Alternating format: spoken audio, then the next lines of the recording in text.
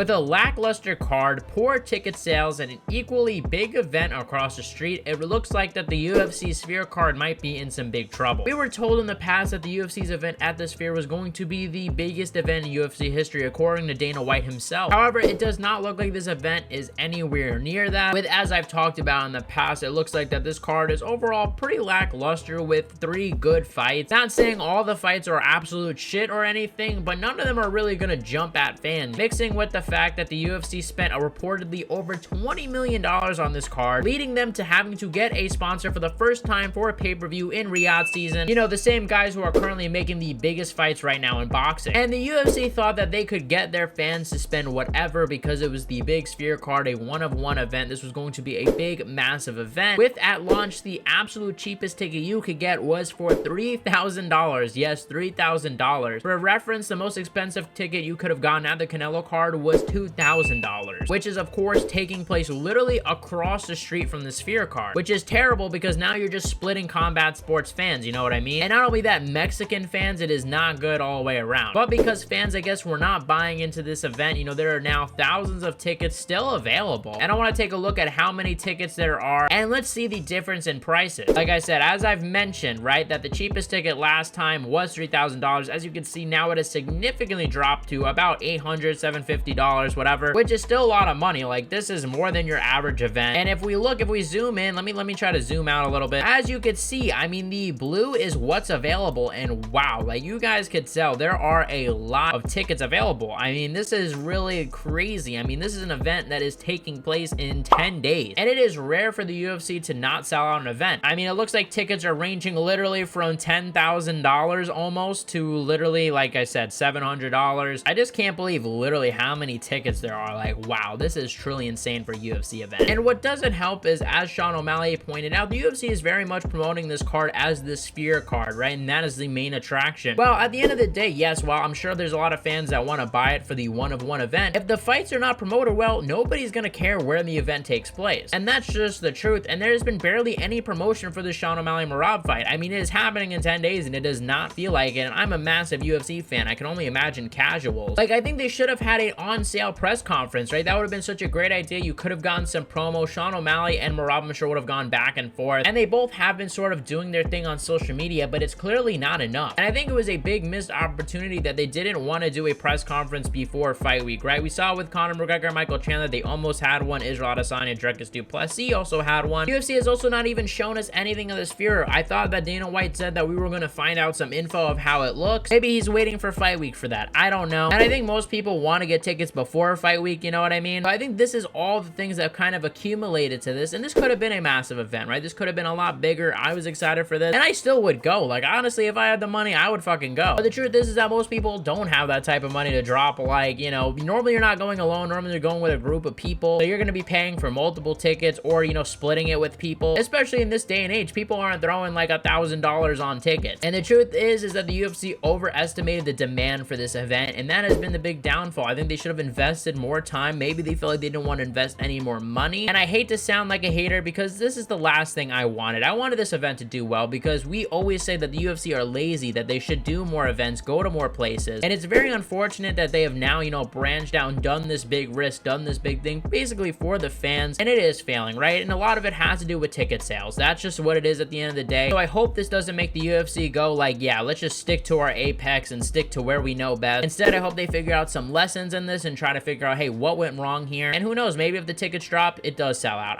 I wouldn't be surprised if it sells out by Saturday, but who knows? The Canelo fight seems to be doing pretty well ticket sales too, so we'll have to see, guys. Check out my last video where I talked about the potential of the UFC doing a BMF tournament. I know it sounds crazy, but check the video. There's a lot of evidence. Also, check out my last video talking about the Sphere card where I talked about Sean O'Malley and Merab getting the cut, Dana White getting mad. Thank you guys for watching. You guys are for sure the best fan base in MMA. Let me know what you guys think in the comment section below, and join the Discord, guys, in the link in the description, and I'll see you guys in the next one.